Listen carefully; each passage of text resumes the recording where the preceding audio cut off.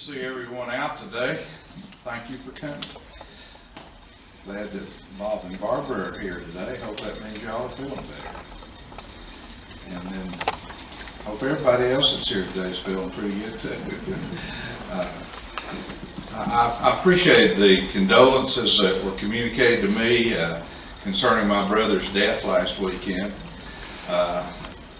Those things are always difficult, you know that, but this was one of those kinds of situations that really couldn't have worked out much better. He was very, very miserable. He was 86 years old. He wasn't going to get any better, and so sometimes those things are indeed timely and appropriate and need to happen. So thank you all for your condolences.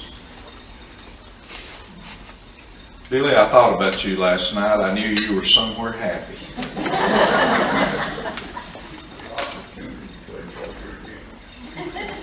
Well, I believe you're not going to be very fearful of that. You may be a little tense. You know, it's the first time in the NCAA record-keeping period that a team has beat a number one team twice in one season. Well, I figured you probably know that. I personally wore my Tennessee Wesleyan tie today. Tennessee Wesleyan College does not have major college football. Of course, I could have worn my Tennessee tie and said the same thing. But I was so glad for Bernie and all of you Vanderbilt people that we could preserve your coach's career at Vanderbilt probably for another year. What is that about right, Ruth? If Vanderbilt can beat Tennessee, the coach gets to come back for another year. So we're glad about that.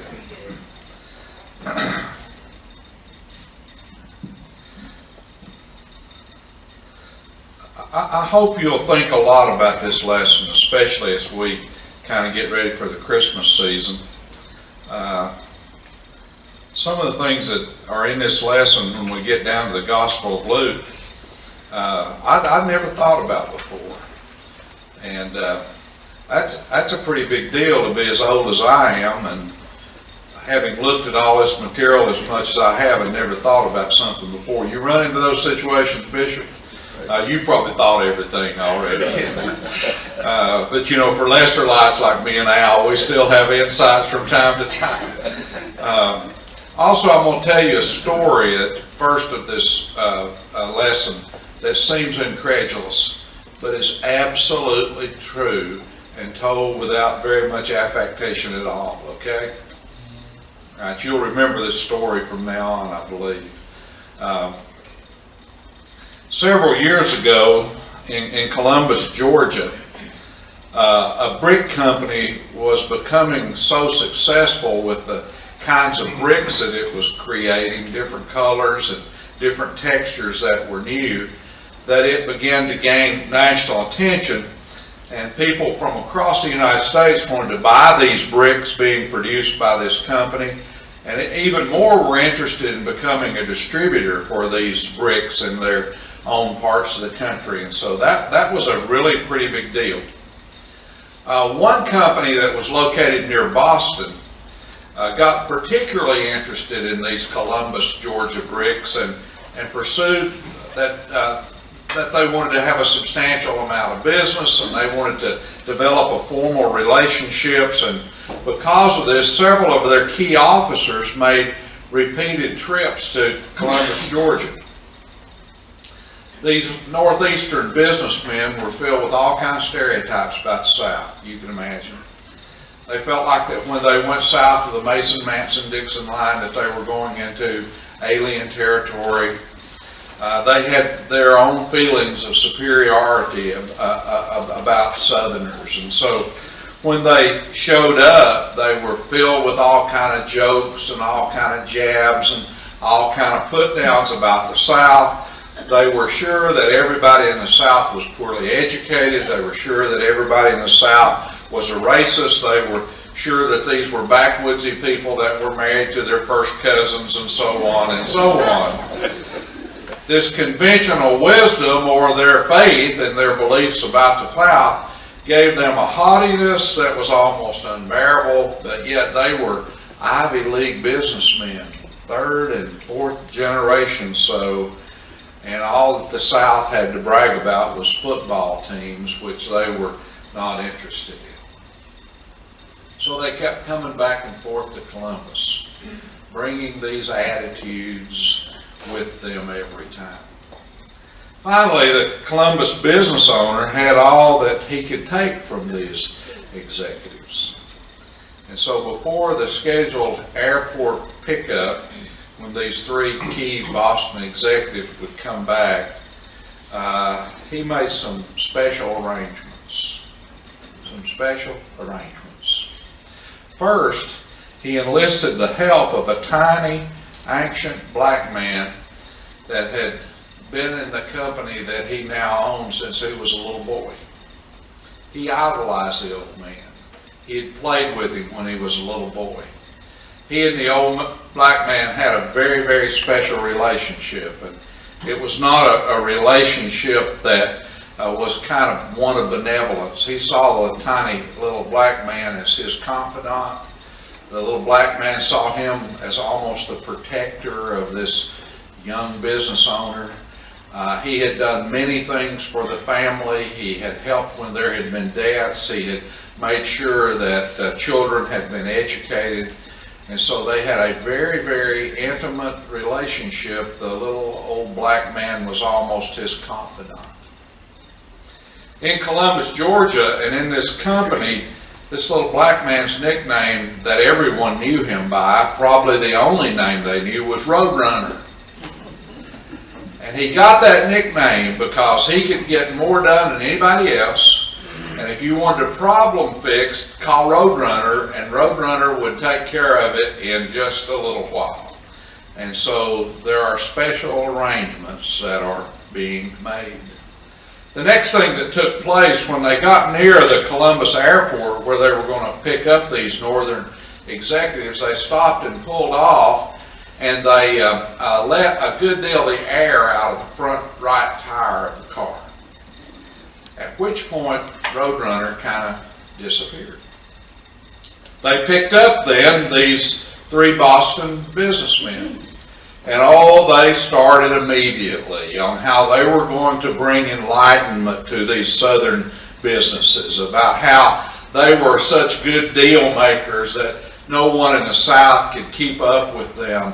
And then they began to talk as sarcastically as they could about whether on this trip they'd get to eat some more of that southern delicacy grits. So, it's time when they start putting down our grits. So on their way back to the office where the business was going to be transacted, they had not gone very far until the tire began to flop and began to make the sounds and movements of a car's wheel going flat. And so, showing some surprise and showing some alarm, acting it out perfectly, the business owner pulled over to a safe space. The tire would have to be taken care of. At which point he got out of his car and at the top of his voice yelled, "Roadrunner, fix that flat!" And the little black man with a tire and a jack in his hands emerged from the trunk and immediately went about the business of fixing the flat tire. Put the new wheel on, took the old wheel and the jack and went back to the trunk and closed the trunk lid behind him. The business owner started the car up, didn't say a word, proceeded on back to his business just like that was kind of the normal thing to happen when you had a flat. Kind of business as usual. The South, we just carried little black people around in the back of our trunks. So if something like that happened, they'd jump out and take care of it. As you might imagine, the Boston businessmen were speechless all the way back to the business. They made other return trips to Columbus and ended up doing business with the company. but that was the last of their jokes about the South. That was the last of their concerns about how they had met people that they so outmatched with their superiority. All right, let's take a minute and analyze that event a little bit more closely. These Boston businessmen had a faith of a certain kind.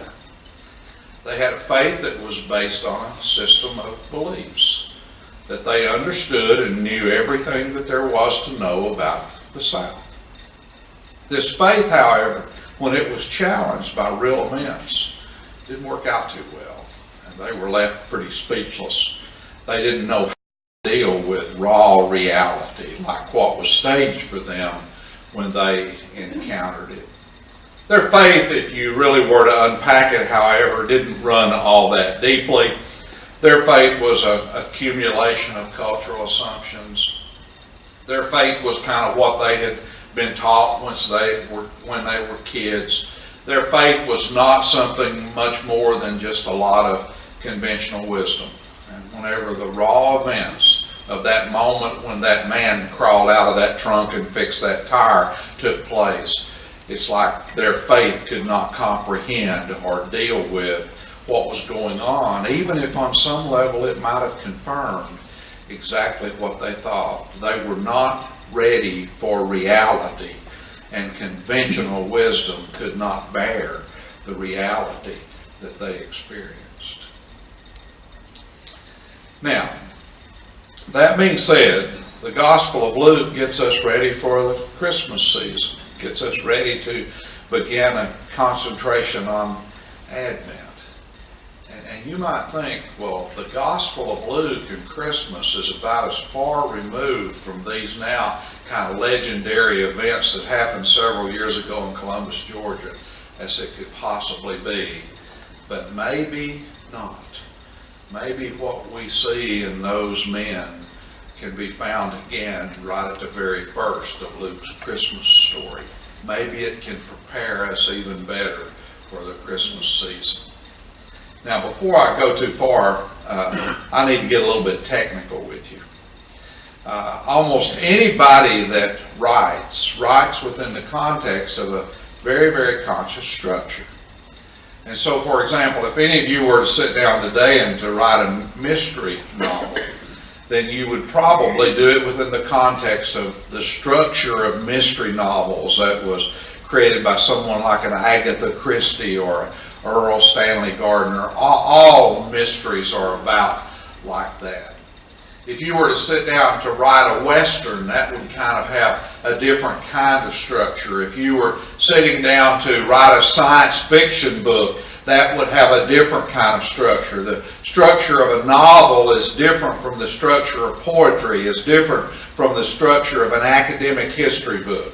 And so what I'm trying to say is that most of the time when people write, they write within the context of a structure that they're kind of following, a kind of structure that guides them in what they have to say.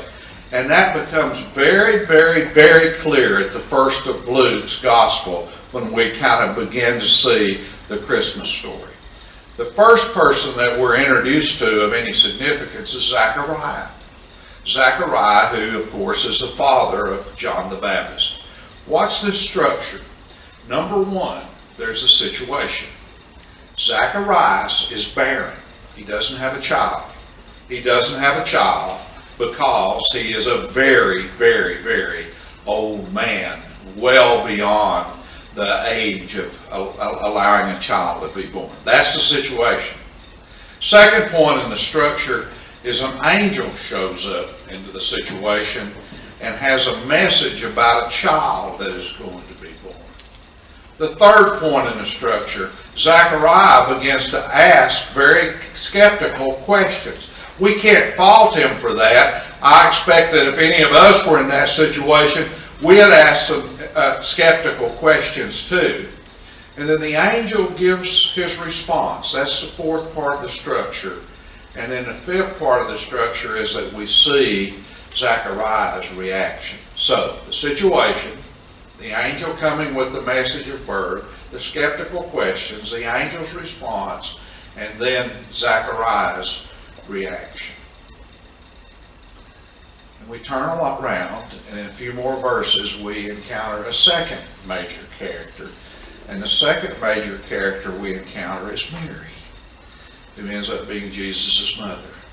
And you can see the structure there as plain as day. First, there's the situation. Mary is barren. Of course, she's barren because she's a virgin.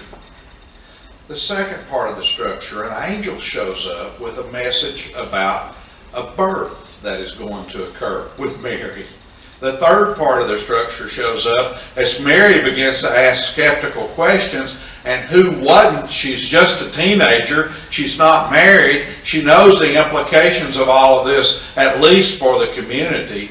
And then the fourth part of the structure is right there, cued in place. The angel comes back and gives further answers or further explanations, and then we see Mary's reaction.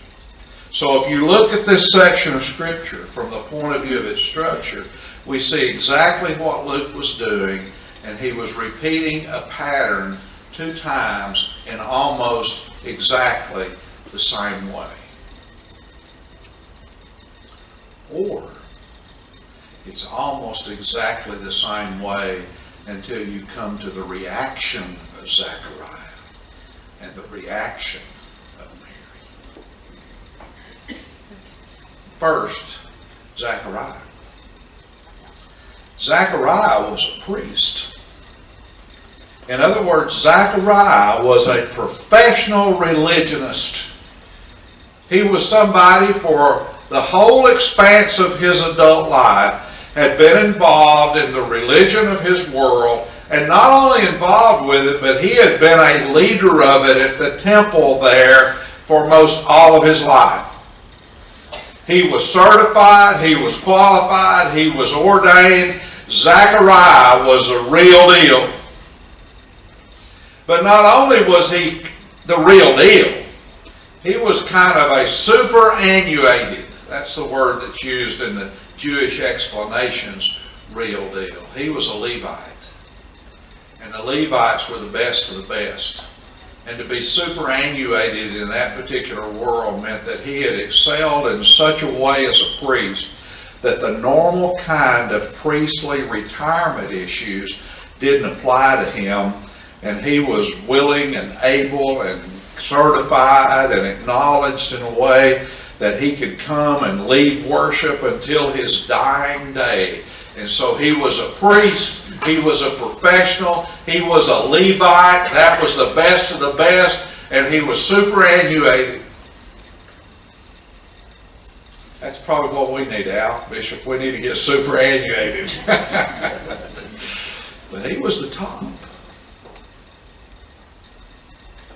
And then all of a sudden, the angel shows up with a miraculous message that you would think a person of true faith would accept, acknowledge, and not be all that surprised by, since Sabbath after Sabbath and week in and week out across all their lives, that's exactly the kind of stuff that they were talking about.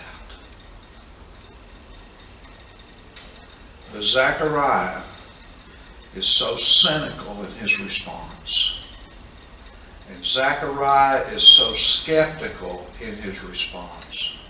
And Zechariah is so non-acknowledging of the event of God in his life that he is muted and cannot speak. Zechariah, just like those Boston businessmen, he had all this belief system. He had all this faith system. But it was just what he had learned from his life. It's just what he had appropriated from all the other priests. It was just the conventional wisdom of his profession. It was just the correctness of his life. And then when he was met by the raw reality of an angel, he didn't know what to do with it. He was left speechless by it. He was overwhelmed by it. It's really interesting if you look at the legal laws of that world as it related to the Levites and their religious order. The only thing that could ever take a superannuated Levite and push them off to the side was if something happened to their voice and they couldn't speak anymore. And so the worst thing that could have happened to Zechariah in his profession was he couldn't stand up and preach anymore. He couldn't tell people what they needed to know anymore. He couldn't tell people how they needed to be anymore. Those events muted him and made him almost useless to what he'd given his life to. But you know, that might have been an appropriate kind of penalty that God put on Zechariah. Because here's a man who should have had faith. And here's a man who should have had a belief system. And here's a man that shouldn't have been surprised when God acted in a miraculous way. But he was totally overwhelmed by it. And his belief system wouldn't support his life in that moment. And he turned to cynicism and skepticism instead of faith. Zechariah is muted like the Boston businessman. Conventional wisdom will not support reality. Then there's Mary. And Mary's a teenager. And Mary, even if we give her the best thoughts about maturity, is still a teenager. Mary, even if we give her the best thoughts about what kind of upbringing her parents may have exposed her to, or what kind of religious consciousness that she had developed, she's still a teenager. She's about as far removed from a religious professional as anybody possibly can be. And I imagine that world didn't expect much out of a teenage girl. But look at her reaction. The angel comes. There's a message about the birth. She has some skeptical questions. Who wouldn't? The angel gives her some answers. The angel simply says to her, "For with God, nothing is impossible." And then Mary responds very differently than Zechariah. She says, "Behold, I am the handmaid of the Lord. Let it be according to your word." In other words, logic and reason and conventional wisdom doesn't reign in that moment with Mary. She takes a radically different response than Zechariah takes. And all that becomes important for her in that first moment is that now her life has intersected with the will of God. And now it's her responsibility to take up that mission of God. And it's her responsibility to serve the needs that God has put before her. Service, mission, responsibility, and accountability to God become more important than any of the elements of traditional, conventional wisdom. That may teach us a very important lesson right there. It may teach us that true faith is not the accumulation of the belief system of a man like Zechariah, any more than true people in the South are like the accumulated of conventional wisdom that those Boston businessmen had. That teaches us that maybe true faith comes down not to a system of beliefs that people can talk about in holy places, but maybe true faith comes down to the fact that sometimes our lives do cross with the will of God. And sometimes we have an opportunity to be involved in mission and service of the will of God.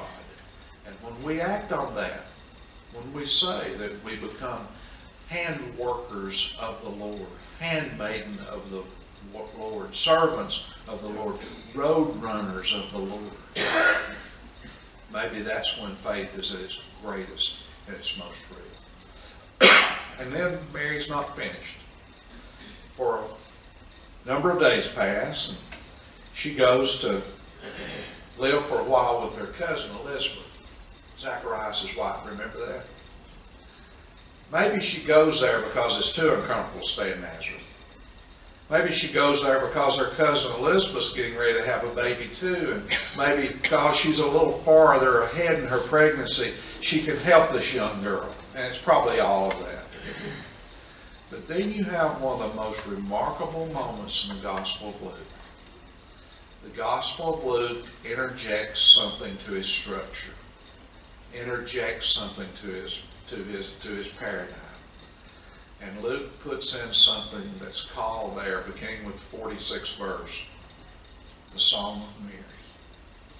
And if you've not read that lately, be interested to go back and read that. There have been wonderful kinds of music that have surrounded that I'll bet some of you have heard at times in your life. That Song of Mary begins with these words, "My soul magnifies the Lord, and my spirit rejoices in God my Savior." You see what she's doing? Not only did she accept the will of God for her life, not only did she accept this mission of service for God in her life, but she moves into a future that's got to be uncertain. She moves into a future that's got to be filled with all kind of variables and gray areas that would almost overwhelm anybody. But she moves into that future with a sense of rejoicing at the core of her being, that we use words like soul and spirit to describe.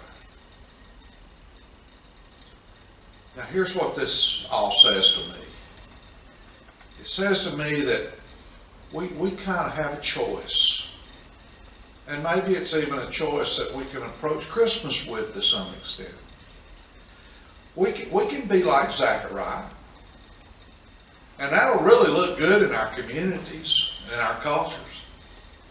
We can be like Zechariah, and we can have a faith system that embraces all the right beliefs and all the right rules and all the right regulations and all the right ideas that have come down to us through our culture and through our traditions and through the conventional wisdom of our lives. And we can call that our faith.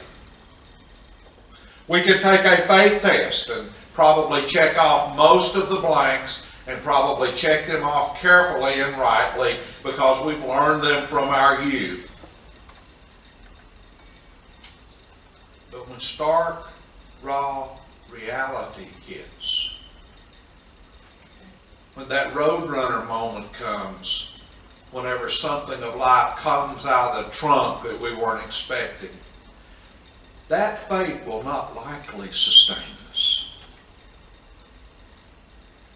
But if our faith is a faith that says that sometimes we cross paths with the will of God, and sometimes we do, and when that will of God calls upon us to serve and be in mission, and we take that up,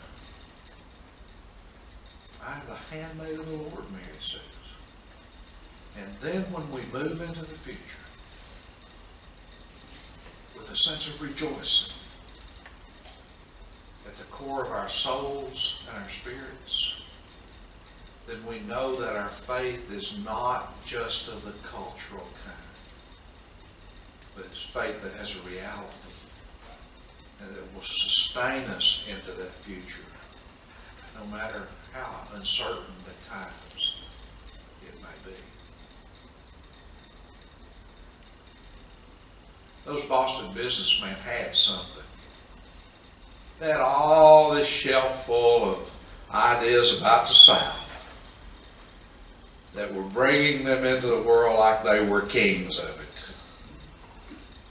And suddenly that little black man climbed out of the trunk, and that faith that they had wouldn't stand reality. Zacharias, he had it. He knew it chapter and verse from beginning to end. And suddenly that angel shows up and says, "Old man, you're getting ready to have a baby." And Zachariah's faith wouldn't sustain him. And then this teenage girl is confronted by an angel. And she says, "I'll do this impossible thing that God's calling upon me to do. And not only will I do it, but I'll go into it with rejoicing." That's what we've got to do. We've got to find where our lives cross paths with the will of God and make our way toward mission and service. That's what we've got to do. As best we can, move into the future, even futures clouded with uncertainty, with rejoicing.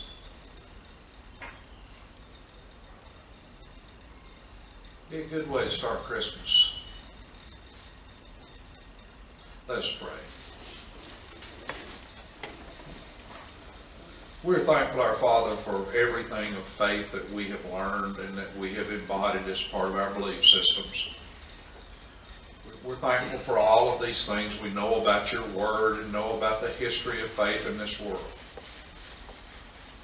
But help us, our Father, not to get too haughty about that and not to think that that's all there is and that we can lord it over everybody else like we are really big deals of faith. Help us to see the true faith embodied in this girl who gives her life to mission and service and who moves into her future with rejoicing. Help us to understand that if that is our pathway, that no matter what out of the trunk, that we will be able to deal with it.